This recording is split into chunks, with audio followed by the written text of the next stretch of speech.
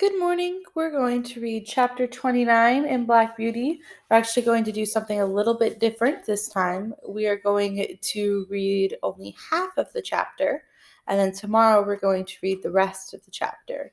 So today we're going to read pages 114 through 116. Okay? So you need to be open to your books at page 114. Then there is a steam engine style of driving. These drivers were mostly people from towns who never had a horse of their own, and generally traveled by rail. They always seemed to think that a horse was something like a steam engine, only smaller. At any rate, they think that as only they pay for it, a horse is bound to go just as far and just as fast, and with just as heavy a load as they please. And be the roads heavy and muddy, or dry and good, be they stony or smooth, uphill or downhill, it is all the same. On, one must go at the same pace, with no relief and no consideration. These people never think of getting out to walk up a steep hill. Oh no, they have paid to ride, and ride they will. The horse? Oh, he's used to it. What were horses made for, if not to drag people uphill? Walk? A good joke indeed. And so the whip is plied and the rein is chucked, and often a rough scolding voice cries out, "Go along, you lazy beast!" And then another slash of the whip, when all the time we were doing our very best to get along, uncomplaining and obedient, though often sorely harassed and downhearted.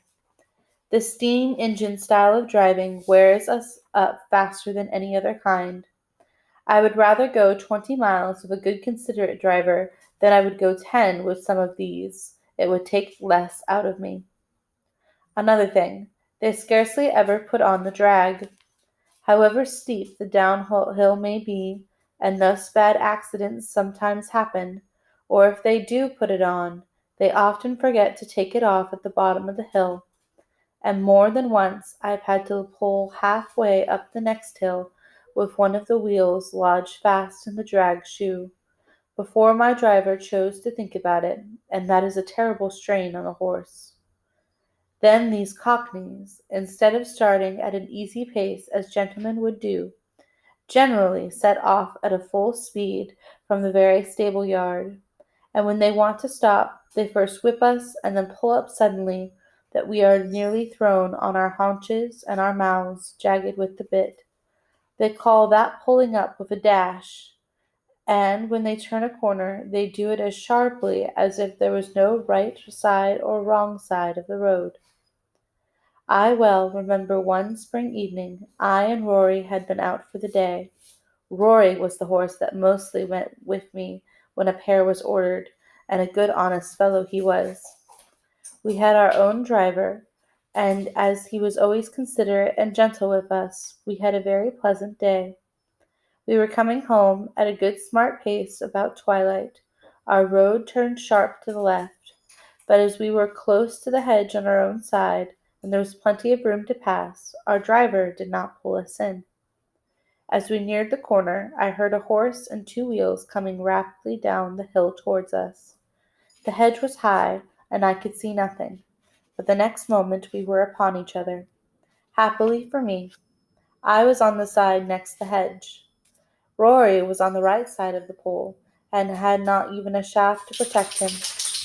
The man who was driving was making straight for the corner, and when he came in sight of us, he had no time to pull over to his own side. The whole shock came upon Rory. The shaft ran right into his chest, making him stagger back with a cry that I shall never forget. The other horse was thrown upon his haunches, and one shaft broken. It turned out that it was the horse from our own stables with the high-wheeled gig, and that the young men were so fond of. The driver was one of those random, ignorant fellows who do not even know which is their own side of the road, and if they know, don't care. And there was poor Rory with his flesh torn open and bleeding, and the blood streaming down. They said if it had been a little more over to one side it would have killed him, and a good thing for him, poor fellow, if it had. As it was a long time before the wound healed, and he was sold for coal carting. And what that is, up and down those steep hills, only horses know. Some of the sights I saw there, where a horse had to come downhill with a heavily loaded two-wheel cart behind him, and on which no drag could be placed, made me sad, even now, to think of. After Rory was disabled, I often went into the carriage with a mare named Peggy, who stood in the next stall to mine. She was a strong, well-made animal of a bright dun color, beautifully dappled, and with a dark brown mane and tail. There was no high breeding about her, but she was very pretty and remarkably sweet-tempered and willing. Still, there was an anxious look about her eye, by which I knew she had some trouble. The first time we went out together, I thought she had a very odd pace. She seemed to go partly in a trot, partly in a canter, 3 or 4 paces, then to make a little jump forward. Okay, we're going to stop there. So we read the first part of this chapter that tells us about Rory and the steam engine drivers. Steam engines. What is a steam engine? A steam engine is like a train. So Black Beauty is talking about how trains, it doesn't matter what type of field they're going over, they stay on the tracks and they keep going no matter what. So these drivers are expecting these horses to keep on driving and walking and running and cantering no matter what is going on underneath, no matter if it's a stony road or if it's uphill or if it's downhill, just like they were on railroad tracks. But that's not true. That's not how horses work.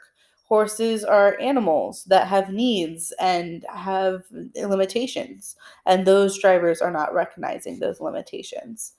Okay, so what I would like you to do is answer the next couple of questions, and then I would like you to reread those, it's 2.5 pages that we read today, and then write a summary just over those pages. And then tomorrow we're going to finish the chapter. All right, see you then.